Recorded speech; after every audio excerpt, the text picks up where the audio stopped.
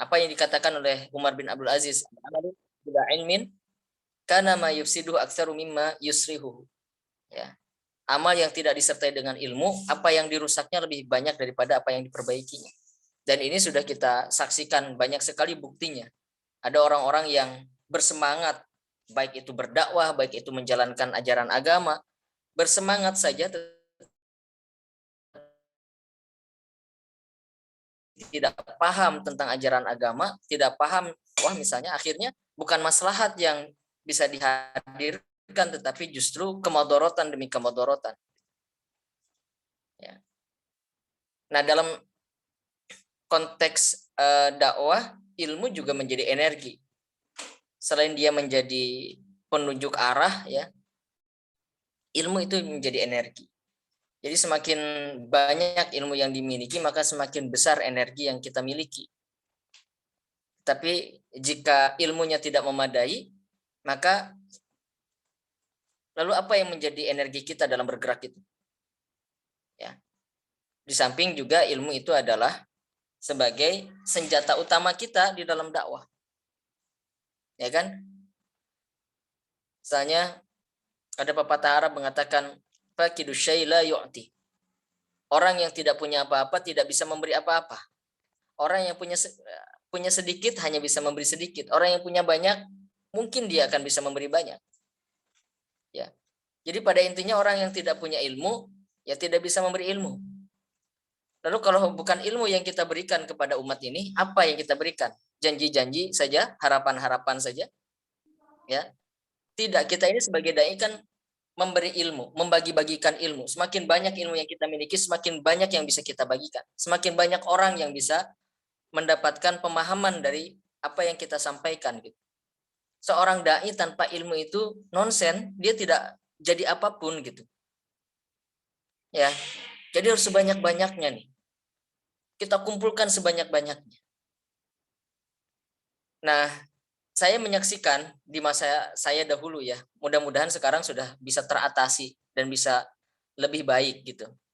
Banyak sekali aktivis dakwah yang hanya bermodalkan semangat saja, hanya bermodalkan militansi saja, ngajinya nggak mau gitu, ikut di majelis ilmu juga nggak pernah gitu.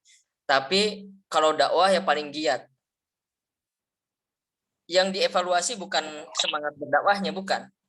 Tetapi yang dievaluasi adalah keengganannya untuk ngaji, keengganannya untuk menuntut ilmu, keengganannya untuk menyempurnakan pemahamannya gitu.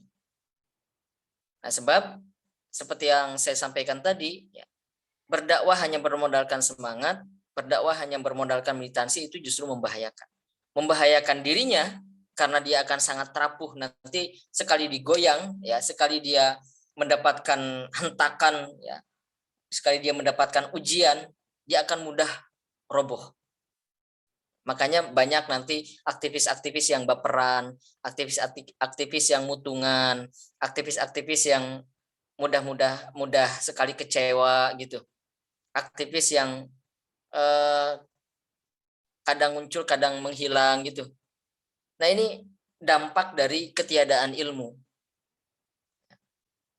Andaikan dia memiliki ilmu yang memadai, maka ilmu itu akan menjadi energi baginya, ilmu itu akan menjadi senjata baginya, ilmu itu akan menjadi landasan dan penopang dari aktivitas dakwahnya.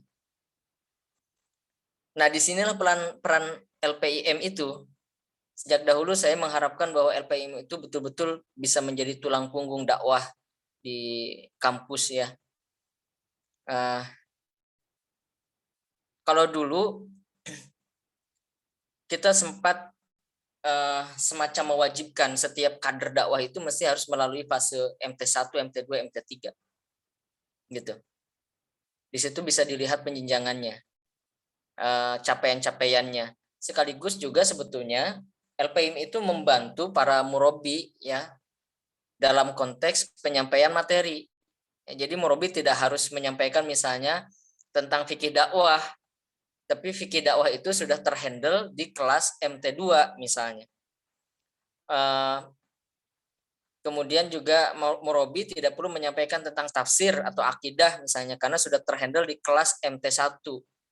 Ya, nanti tentang takofah wawasan tidak perlu repot-repot banyak mempersiapkan materi karena sebagiannya barangkali sudah terhandle di MT3 gitu. Nah, sehingga ini harusnya bisa menjadi satu kolaborasi yang baik ya antara LPM dengan para pembina ya, para murabi misalnya. Sama-sama membutuhkan ya. Kalau dalam sisi murabi ya, kalau pada sisi murabi ya mereka membutuhkan karena bisa membantu tugas-tugasnya. Dari sisi LPIM ya berarti juga membutuhkan dalam konteks kesertaan kader di dalam program-program LPIM itu. Nah ini yang barangkali ke depan terus harus bisa didorong ya, bagaimana kolaborasi ini bisa dijalin dengan baik ya. Dulu juga agenda-agenda di LPIM itu dalam tanda kutip seakan-akan sakral gitu ya. Sakral itu jadi kalau ada jadwal MT di LPIM itu teman-teman yang ada di SKI itu tidak berani mengadakan acara yang bertabrakan dengan agendanya LPIM gitu. Saya pahami ya. Jadi misalnya kita Rabu sore, sebentar jadi salah satu pertimbangan. Nggak tahu nih kalau sekarang di SKI itu mempertimbangkan nggak kalau ada jadwal di LPIM itu, atau masing-masing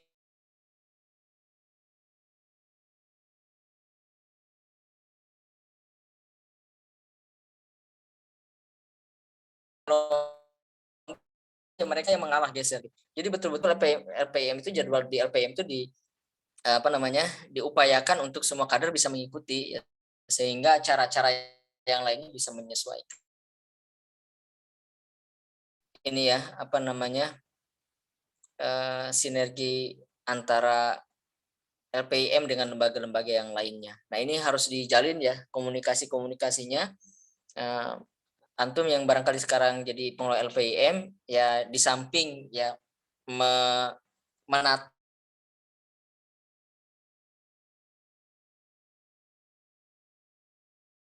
terus saja, mau nanti direspon atau tidak, tapi terus misalnya mengundang ketua-ketua SKI, mengundang tim murabi, siapapun ya, diajak komunikasi, diajak dialog, kira-kira bagaimana mensinergiskan ya agar program-program di LPIM dengan program-program di SKI.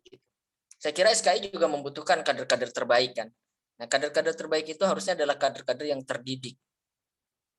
Ya, dan LPIM memfasilitasi itu. Nah, oleh sebab itu, ikhwati fillah rahimakumullah, antum semua yang berada di pengelola LPIM khususnya, ya barangkali juga yang lain menjadi pengelola, menjadi pengurus di lembaga-lembaga yang lain, mudah-mudahan bisa bersemangat ya dalam menjalankan amanah ini. Sebab amanah yang antum jalankan ini adalah amanah yang teramat penting, sangat penting. Saya tadi mengatakan jangan meremehkan tugas-tugas kita, peran-peran kita di LPIM hanya sekedar nungguin kelas misalnya, kemudian ngabsen santri gitu. Apa itu perkara yang remeh di sisi Allah? Ya. Padahal yang antum lakukan adalah di dalam rangka untuk memudahkan orang lain mempelajari agama. Itu kan satu tugas mulia. Sehingga kita perlu punya semangat lah, punya motivasi. Kita melihat bahwa tugas kita ini tugas penting gitu.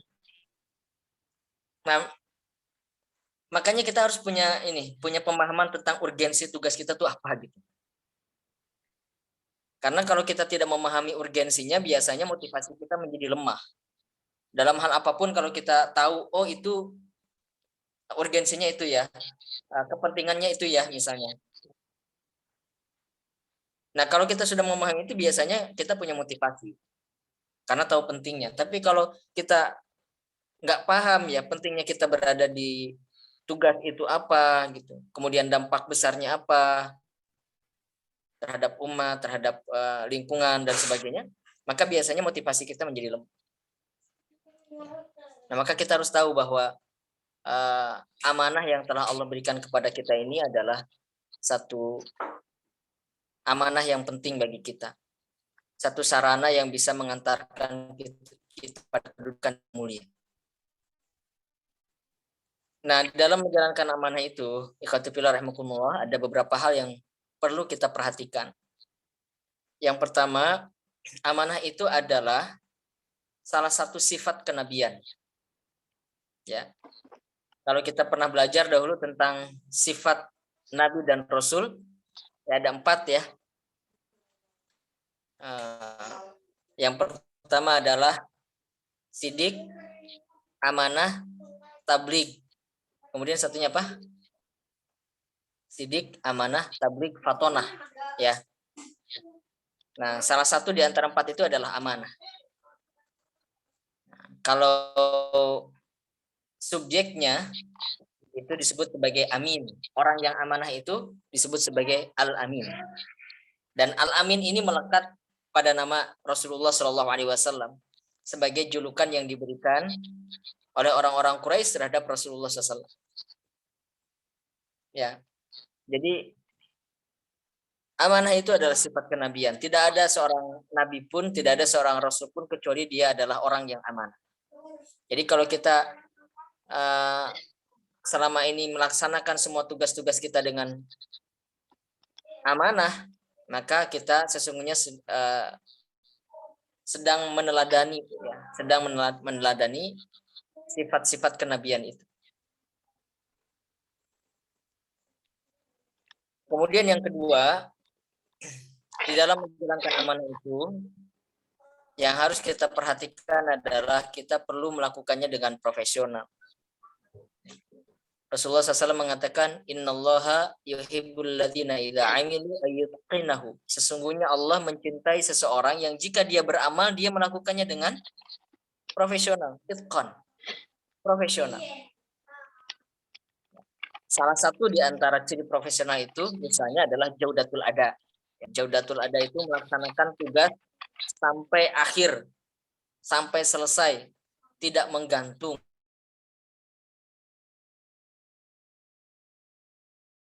Kalau kita sudah diberikan tugas, ya selesaikan tugas kita.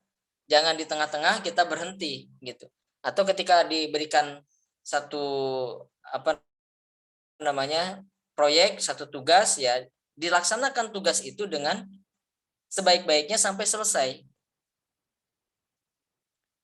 Misalnya contoh tidak jaudatul ada, ini tidak jaudatul ada ya. Tidak jaudatul ada itu misalnya orang nyapu nih di rumah, kemudian kotorannya itu digiring ke pojok ruangan, kemudian ditutup dengan sapu itu. Nggak selesai. Mestinya kan kalau nyapu, masukkan ke serokan sampah, masukkan ke tempat sampah, itu jaudatul ada, selesai. Ya. Tapi ada juga biasanya nih mahasiswa di kos-kos gitu ya, yang nggak sempat atau lagi keburu-buru gitu, nyapu ya, digiring ke pojok ruangan tuh. Kemudian ditutup sapu nggak kelihatan. Nah, itu artinya tidak jaudatul ada, tidak profesional ya. Nah, seharusnya kita melaksanakan semua tugas kita itu dengan sebaik mungkin, seprofesional mungkin. Ya. Ini artinya kita amanah. Kita menjalankan tugas kita dengan baik. Dahulu Rasulullah Shallallahu Alaihi Wasallam itu mendidik para sahabat.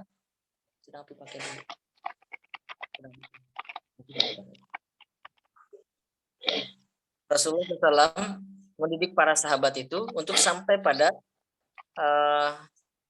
level profesional di dalam menjalankan semua tugas-tugas. Ya, kita lihat Khalid bin Walid ketika dia diberikan amanah sebagai komandan perang, ya dia menjadi yang terbaik dalam tugasnya itu. Bahkan diberikan julukan oleh Rasulullah SAW sebagai Saifullahul Masrul, pedang Allah yang terhunus. Ya. Ketika Zaid bin Thabit diberikan amanah untuk menjadi koordinator penulisan Al-Quran oleh Abu Bakar As-Siddiq dan juga oleh Utsman bin Affan, ya beliau menjalankan tugasnya dengan sebaik-baik, sehingga Al-Quran yang sekarang kita baca itu hasil jerih payah dari Zaid bin Thabit dengan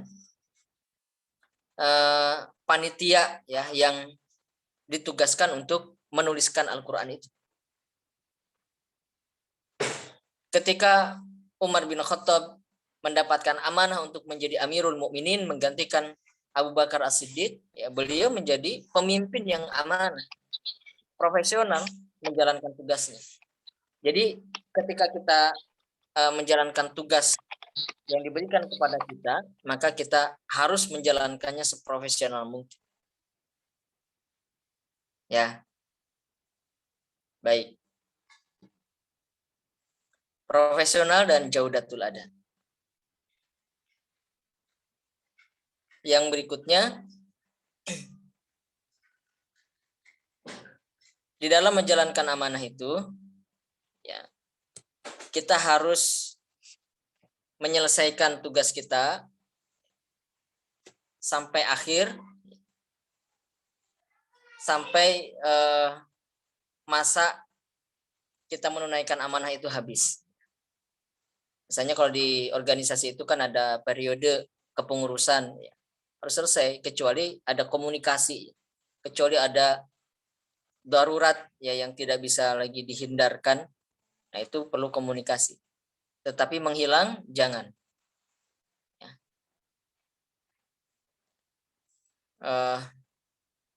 Allah Subhanahu wa taala menyampaikan dalam Al-Qur'an, "Wa minan nasi may ya'budullaha 'ala harf wa in asabahu khair itma'anna wal akhirah dzalika huwal khusranul mubin." Di antara manusia itu ada orang-orang yang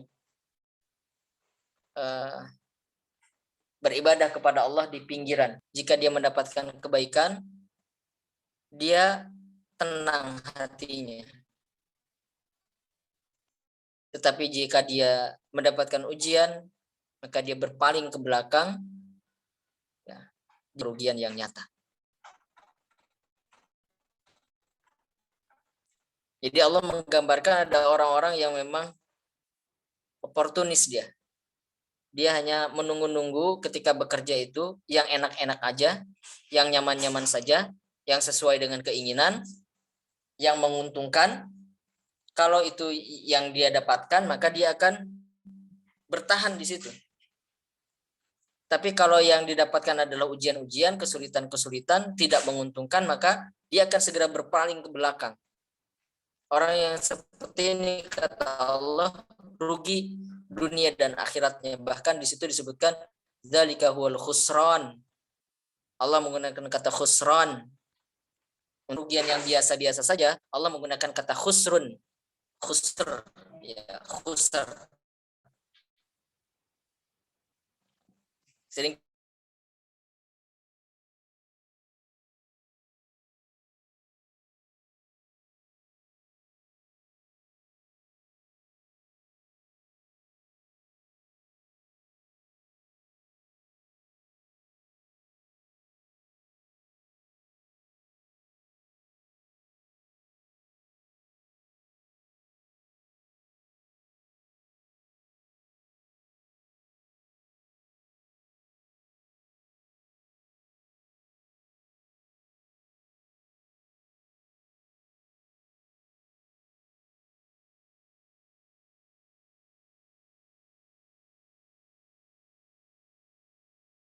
ada yang kata Allah begitu kan.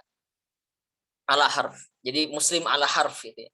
Muslim yang beribadah di tepian, yang ragu-ragu dia, menunggu-nunggu wait and see, dia melihat-lihat apakah menguntungkan atau tidak.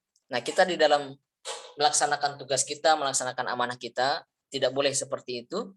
Ya, tetapi kita harus siap dengan semua konsekuensi dalam tugas-tugas kita, dalam peran yang kita jalankan, ya. Apapun kesulitannya, ya kita hadapi. Ya, tentu bersama-sama ya. Kalau di dalam konteks berorganisasi itu, termasuk dalamnya LPM, mestinya kan bersama-sama beramal jama'i. Jadi semuanya bisa dikomunikasikan, semuanya bisa saling ta'awun, saling tolong menolong, ya, saling memikul beban begitu. Ya, ada komunikasi gitu. Ada komunikasi, kemudian bisa bersinergi dengan yang lainnya. Jadi beban-beban itu akan bisa terdistribusi ya, beban itu bisa terdistribusi secara merata sehingga lebih ringan dipikul oleh masing-masing. Gitu. Ya, baik. Jadi itu dalam menjalankan amanah itu ya. Kita harus siap dengan semua konsekuensinya, kita harus menjalankan secara profesional, kita laksanakan tugas itu sampai akhir ya, tuntas, selesai, tidak menggantung. Masih dipakai sebentar. Enggak, nanti. Masih dipakai nanti.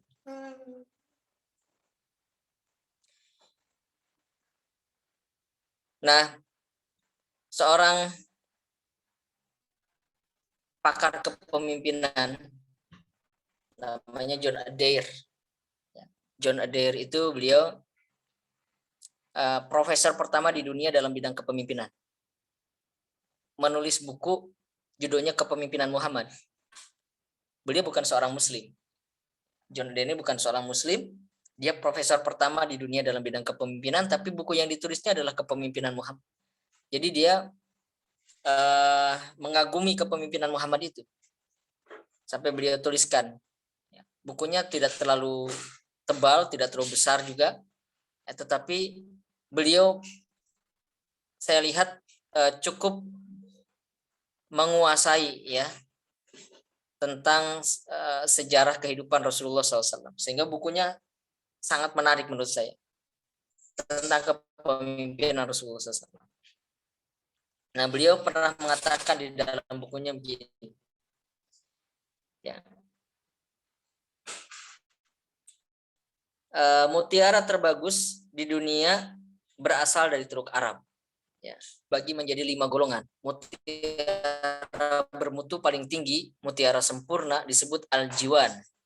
Di antara segala sifat kepemimpinan besar dan kecil, integritas adalah al-jiwan. Nah, jadi beliau menyebut integritas itu al-jiwan. Al-jiwan itu apa? Al-jiwan itu mutiara paling bermutu.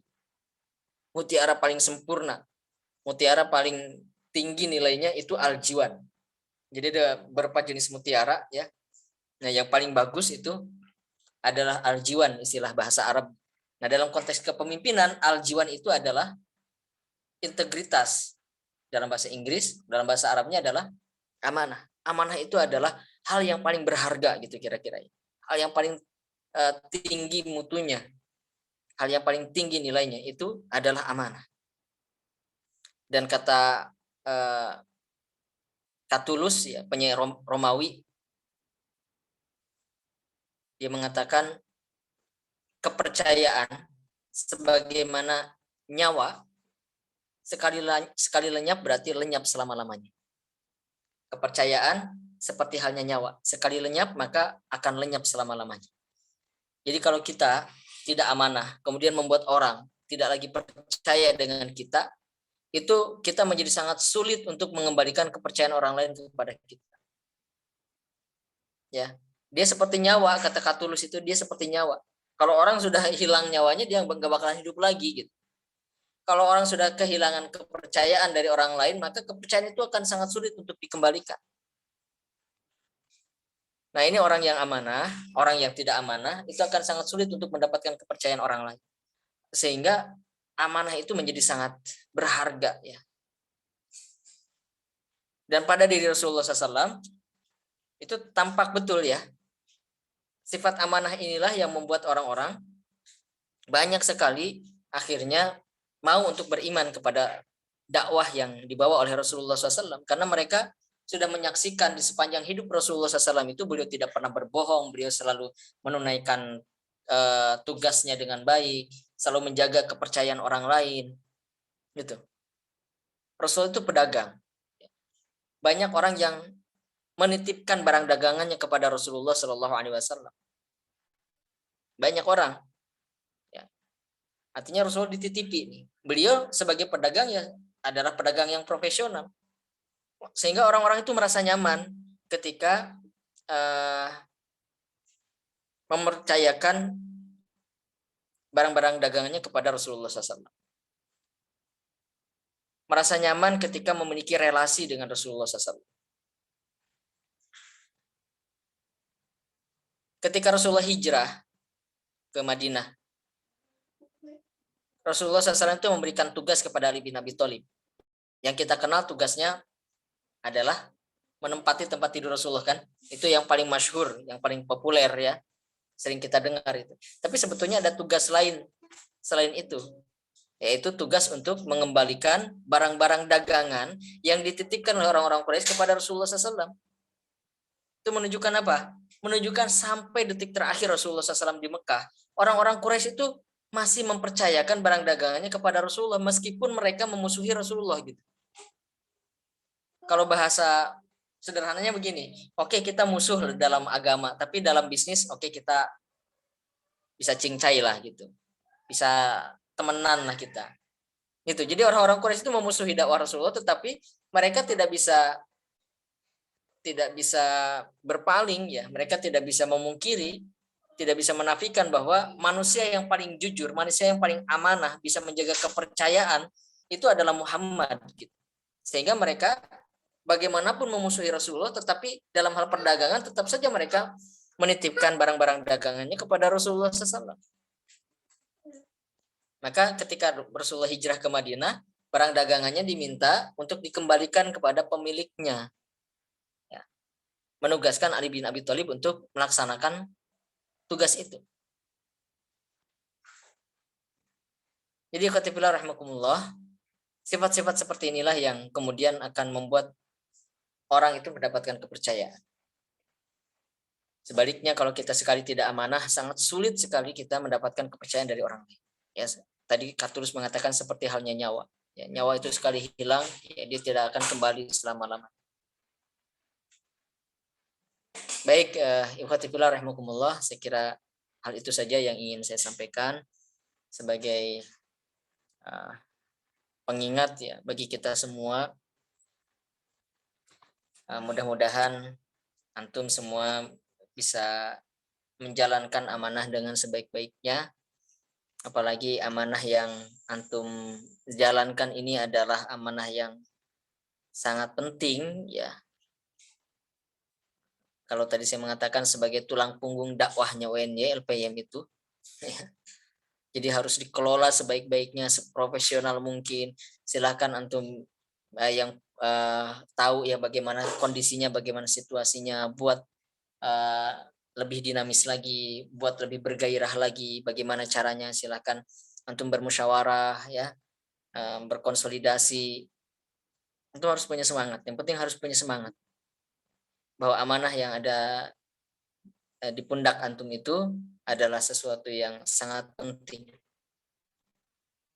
sehingga mudah-mudahan antum diberikan kemudahan dalam menjalankan amanah antum dengan sebaik-baiknya, dan balasan yang setimpal, ganjaran yang sebanyak-banyaknya untuk antum semua, karena antum sudah menjadi fasilitator sampainya ilmu, sampainya hidayah kepada orang-orang yang sedang berjuang di jalan dakwah. Wah, itu berlipat-lipat ya. Santri yang ada di LPM itu sebagian besar adalah para dai ya. Membekali dai itu luar biasa besarnya, sebagai luar biasa besar pahalanya ya, sebagaimana orang-orang yang menyiapkan perlengkapan perbekalan bagi prajurit yang akan berperang. Ya kata Rasulullah, orang seperti itu sama pahalanya dengan orang yang berperang. Ya, sama pahalanya dengan orang yang berperang. Baik, demikian. Mohon maaf jika ada hal yang kurang berkenan. Terima kasih. Assalamualaikum warahmatullahi wabarakatuh. Waalaikumsalam warahmatullahi wabarakatuh. Insyaallah jazakallah khairan kepada Ustadz Deden Anjar yang sudah menyampaikan materi yang luar biasa. Jadi banyak ya yang sudah disampaikan oleh Ustadz Deden. Ya salah satunya adalah kita harus amanah ya, harus amanah, dan kemudian dalam mewujudkan amanah itu harus menjadi seorang yang profesional gitu ya. Oke, untuk teman-teman sekalian mungkin kita butuh kali ya. Oke, silakan bagi teman-teman yang ingin bertanya boleh di on kamera, open mic, ataupun lewat kolom chat gitu ya. Kita persilahkan pada teman-teman sekalian. Monggo.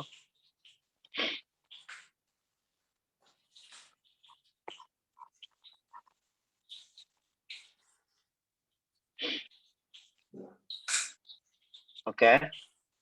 Teman-teman, ini ada pengumuman ya. Nanti pengurus nanti diminta stay terlebih dahulu. Nanti selain LPIM silakan ketika selesai nanti acaranya. Ini silakan bisa live gitu ya. Setelah acaranya selesai. Lalu nanti juga teman-teman ini ya tolong tadi ya di-share gitu ya. Di-share ilmunya tadi di-share lewat status IG ataupun lewat story WA seperti itu ya teman-teman sekalian. Apa ya, kita tadi ya mengajak kemudian orang-orang untuk kemudian mendekatkan diri kepada ilmu gitu ya, ataupun kepada lembaga LPIM sebagai fasilitatornya seperti itu. Oke, ini sudah ada yang raise hand, boleh disilahkan Pak Sopati. Siapa nih? Belum kebaca.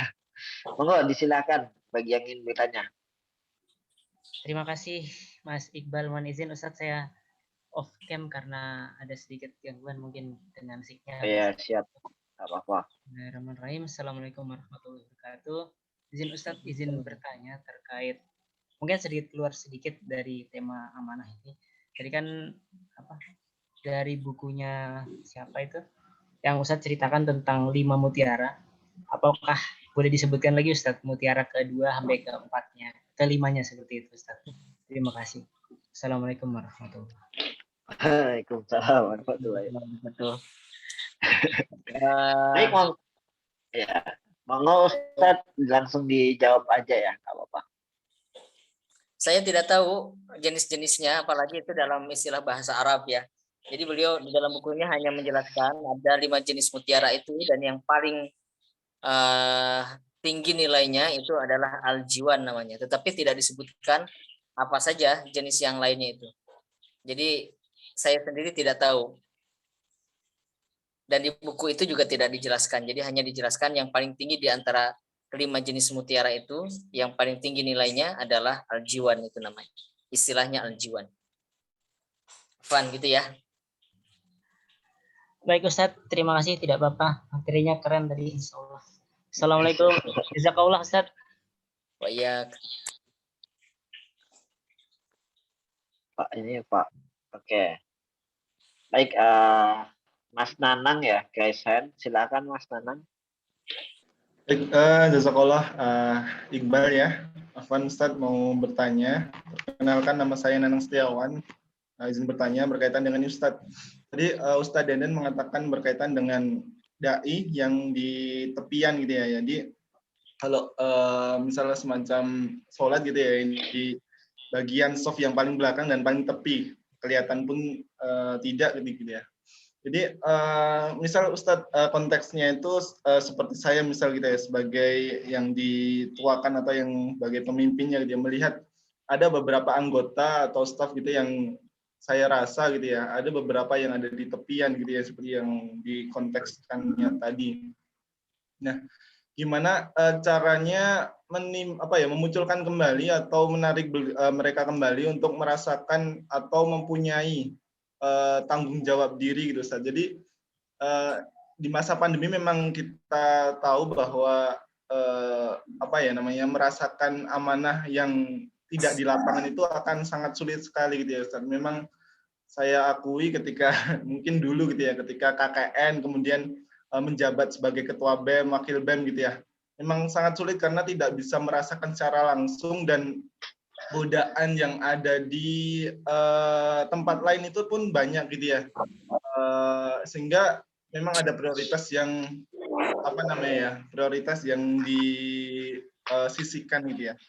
Nah, tadi kembali lagi pertanyaan Ustadz, gimana caranya memunculkan kembali tanggung jawab diri atau integritas orang ya staf tadi ya, apakah harus kita bikinkan suplemen semacam ini terus-menerus, atau perlakuan seperti apa gitu Ustaz? Mungkin itu saja Ustaz pertanyaan dari saya. Assalamualaikum warahmatullahi wabarakatuh. Waalaikumsalam warahmatullahi wabarakatuh. Ya, yang perahu urgensinya, dia harus tahu berkaitan dengan apa yang jadi tugasnya. Apa pentingnya peran dia di situ gitu. Terutama adalah berkaitan dengan balasan kelak di akhirat gitu. Kalau dunia sih barangkali kita nggak bisa ini ya, kita nggak bisa menjanjikan apapun. Antum di sini di takmir ya, insya Allah kalau jadi takmir akan kaya raya, antum kan gitu nggak bisa ya. Apa di LPIM antum bisa nanti dapat gaji banyak lah kalau di LPIM lumayan gitu. Kita nggak bisa nampaknya. Jadi dia harus tahu bahwa misalnya tadi di LPIM kita ini menjadi fasilitator, orang mau belajar agama, belajar dakwah, supaya orang bisa lebih giat berdakwah, supaya orang lebih giat berjuang dan sebagainya. Kita yang memfasilitasi itu akan mendapatkan pahalanya. Ada berapa orang yang jadi peserta di situ? Ada 10 orang, ada 100 orang, semua pahalanya juga mengalir untuk siapa yang memfasilitasi gitu. Nah, itu semua harus dipahami. Jadi dia harus tahu tentang urgensi kehadirannya di situ. Ya, pentingnya bagi dirinya kelak ketika dia di hadapan Allah Subhanahu wa taala, dan juga untuk karena seringkali kita menjadi lemah ya untuk menjalankan tugas itu karena kita menganggap bahwa apa yang kita lakukan itu remeh gitu. Kayak nggak apa-apa gitu. Termasuk juga menjadi murabi misalnya, mendampingi, membimbing adik-adik itu sepekan sekali, kelihatannya kok istrinya cuma makan-makan misalnya. Kalau dulu kan gitu ya, cuma makan-makan, ketemu sepekan sekali nggak ngapa-ngapain, ini tidak penting gitu. Padahal yang dilakukan itu justru menjadi apa namanya ya, pilarnya gitu, menjadi pilarnya, dia menjadi penopang utamanya. Nah, jadi kalau orang tidak tahu ya urgensinya apa, pentingnya apa, dia apa fadilah,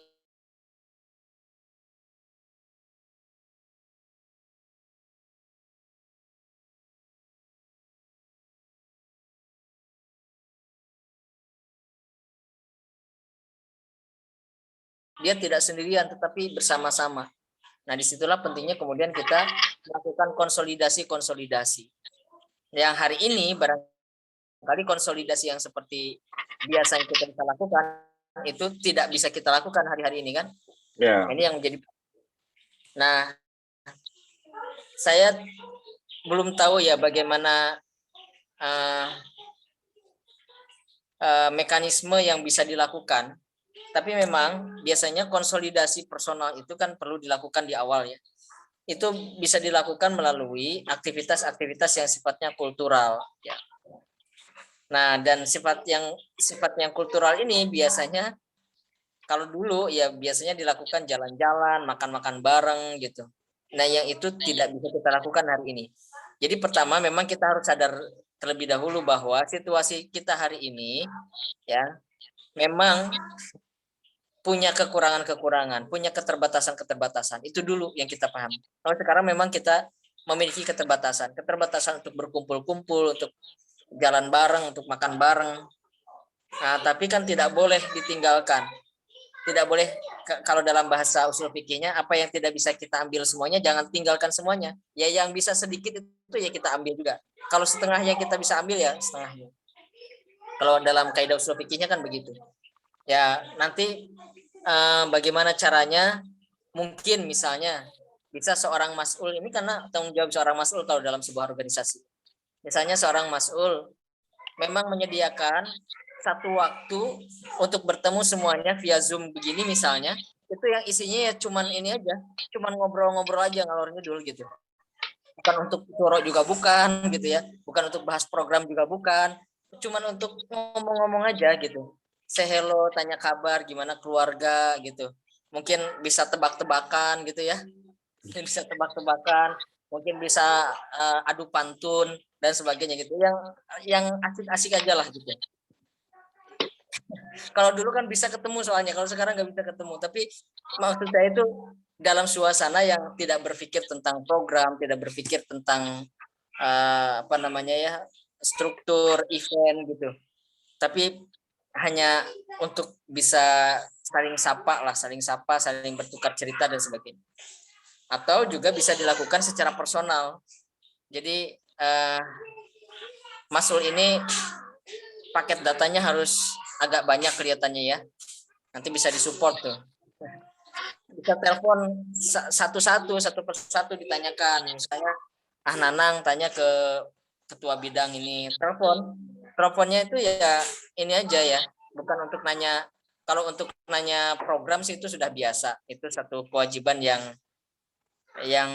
ya reguler lah, itu biasa dilakukan gitu. Tapi tanya kabar, ngobrol-ngobrol gitu, satu-satu ditanya, ditelponi gitu ya.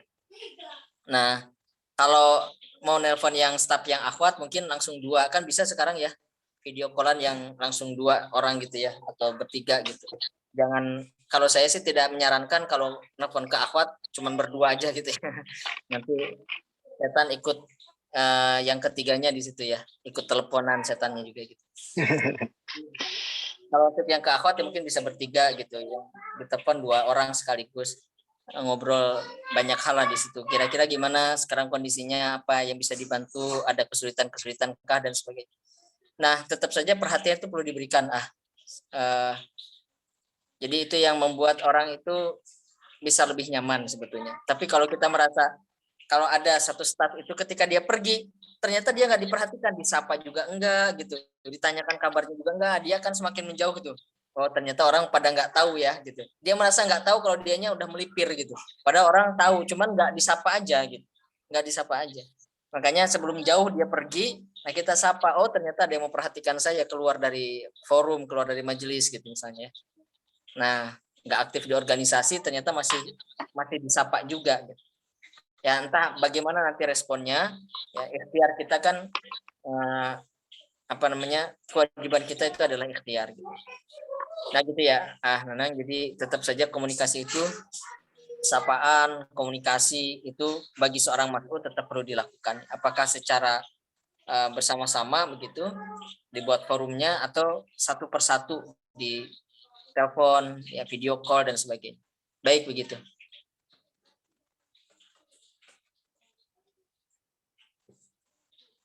Oke, Masya Allah ya. Jawabannya biasa. Jadi Masul harus punya kuota banyak nih. Oke, mungkin teman-teman yang ada pertanyaan lagi, disilahkan ya. Bisa langsung bertanya. Oh iya, ada Edulum ya. Oke.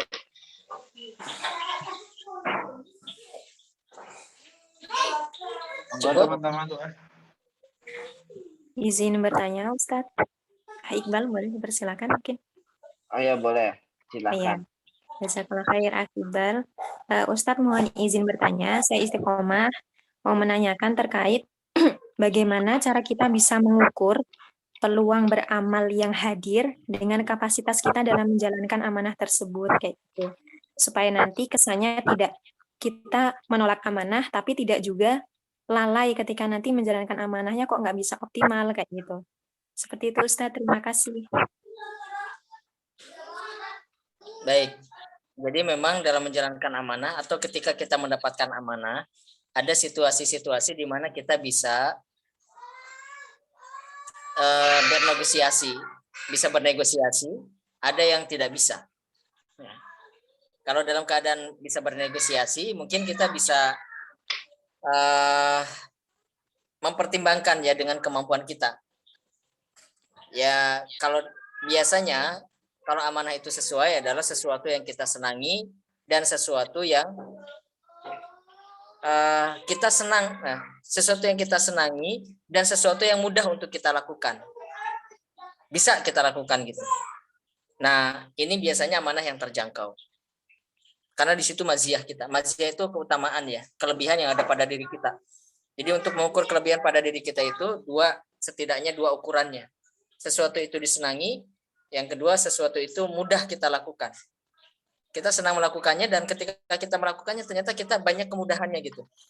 Misalnya saya kalau untuk menggambar kok susah ya, berarti bukan dan nggak terlalu suka misalnya begitu. Oh itu bukan bakat saya di situ, udah nggak suka dan kayaknya selama ini mencoba susah terus. Itu berarti bukan bakat saya. Tapi kalau kita suka di situ, kemudian kita ketika melakukannya mudah, seringkali banyak hal yang membuat kita terus bisa berkarya di situ, nah itu berarti memang potensi kita di situ. Nah, kalau itu sesuai, ya berarti kita bisa menjalankan amanah itu. Kalau tidak, nah mungkin kita perlu mempertimbangkan. Nah, dalam konteks mempertimbangkan itu, kita berada pada situasi bisa memilih atau tidak.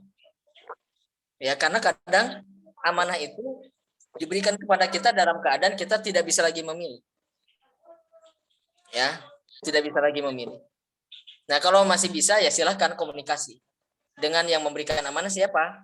Siapa datangnya dari mana amanah itu ya komunikasi. Oh, misalnya, mohon maaf kelihatannya saya tidak ahli dalam bidang itu. Saya tahu yang lebih ahli teman saya ini. Mungkin saya di bidang ini saja gimana, boleh tidak? Oh, boleh. Oke. Itu kan namanya negosiasi. Boleh, bisa jadi itu dilakukan. Tapi terkadang kita berada pada situasi tidak bisa memilih. Ketika tidak ada orang lain dan semua musyawarah sudah mempertimbangkan, kita yang mendapatkan amanah itu gitu. Nah, suka atau tidak suka, berat atau tidak berat, amanah itu ya pada akhirnya harus dijalankan. Tapi kewajiban orang-orang yang memberikan amanah itu dalam hal ini adalah orang-orang yang ikut musyawarah itu harus mempertimbangkan ya. Jadi kalau itu terpaksa misalnya dalam istilah ini nggak ada orang lagi, dia jangan dituntut untuk menjadi sempurna, menjadi perfect gitu. Bisa dipahami ya?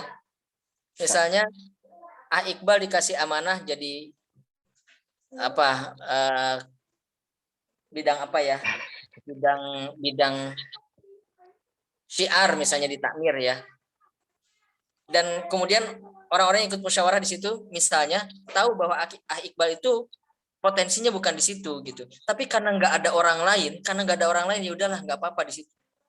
Yang pertama, orang yang memberikan amanah jangan menuntut untuk sempurna untuk Iqbal itu menjalankan amanah. Karena sudah jelas tahu bahwa dia bukan di situ tempatnya, tapi karena nggak ada orang lain, jangan menuntut sempurna. Yang kedua, dia bertanggung jawab untuk bisa mensupport. Kalau di perusahaan-perusahaan misalnya dia belum ahli di situ, ya berarti disekolahkan,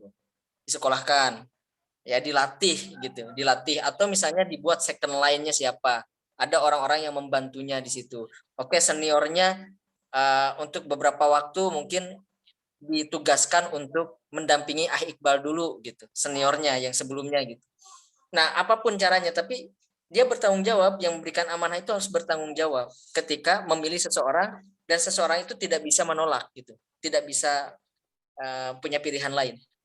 Dia harus tanggung jawab gitu. Jangan sampai pokoknya antum, ya saya nggak bisa di situ, pokoknya antum itu amanah gitu misalnya. Nah, itu tidak benar kayak gitu. Ya, itu amanah.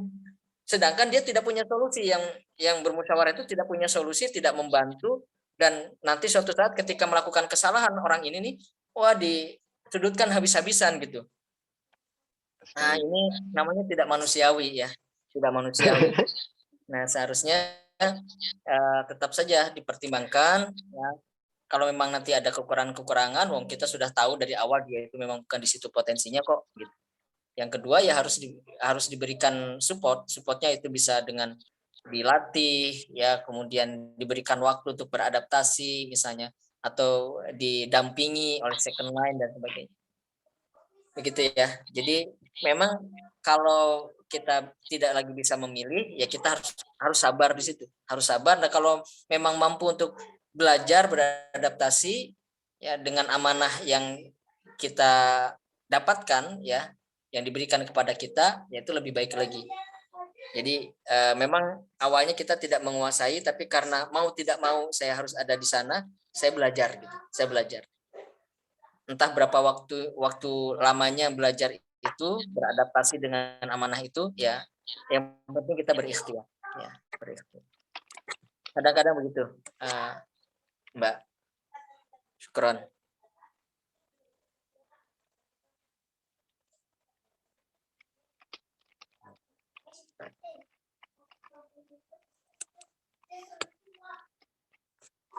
Oh iya, saya tambahkan ya. Jadi saya pernah punya pengalaman terkait dengan hal itu. tahun pertama saya di kampus, dulu itu saya langsung diberikan amanah jadi sekretaris di SKI. Jadi sekretaris di SKI. Itu saya mahasiswa baru itu ya. Jadi tahun pertama. Itu karena kecelakaan aja. Kecelakaan itu karena di fakultas pada waktu itu, pertama ikhwannya sangat sedikit. Yang kedua saat itu saya jadi panitia musyawarah tahunan SKI itu ya. Musyawarah tahunan SKI. Dan kalau musyawarah tahunan itu sampai malam. Mas Aiman, sama umnya aja nih. Afan ya. Jadi kalau dulu sampai malam, sampai jam 2 malam, sampai jam 3 malam gitu. Itu di ruangan kelas tuh di fakultas nih kalau dulu. Sampai pada tidur di atas kursi semua. Nah, saya panitia pada waktu itu dan panitia kan nggak bisa pulang akhirnya. Nah, karena yang lain sudah pada pulang, saya jadi panitia di situ. Ketika ada pembentukan struktur, ketuanya sudah terpilih, kaderisasinya sudah terpilih gitu. Nah, ini cari orang siapa? Ini ada anak baru nih.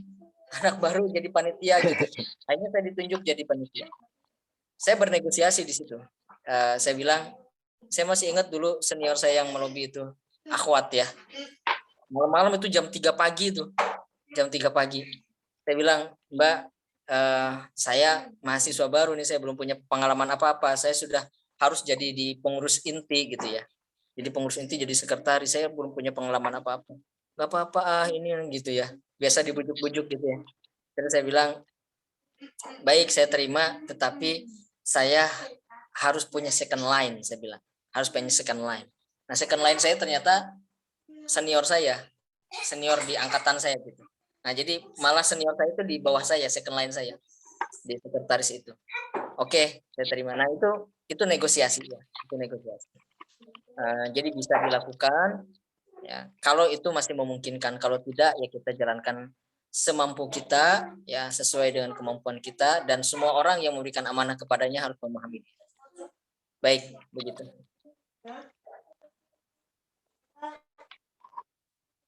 Oke, Masya Allah ya.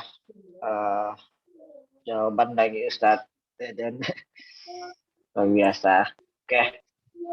Baik, teman-teman, masih ada pertanyaan? Kalau masih ada, silahkan gitu. Kalau jika tidak ada lagi, mungkin kita bisa sudahi gitu ya. Kita sudah cukupkan gitu, seperti itu. Kalau masih ada mungkin satu pertanyaan lagi buat teman-teman biar apa namanya, aduh. Oke, ini nge-freeze sebentar. Oke, moga teman-teman ada lagi mungkin dari yang magang ini ada beberapa dari anak-anak magang bisa bertanya, boleh dipersilahkan gitu ya tentang LPIM atau bahkan bagaimana kisah-kisahnya dan sebagainya gitu ya teman-teman sekalian. Mumpung ada Ustadz Deden ya, insya Allah.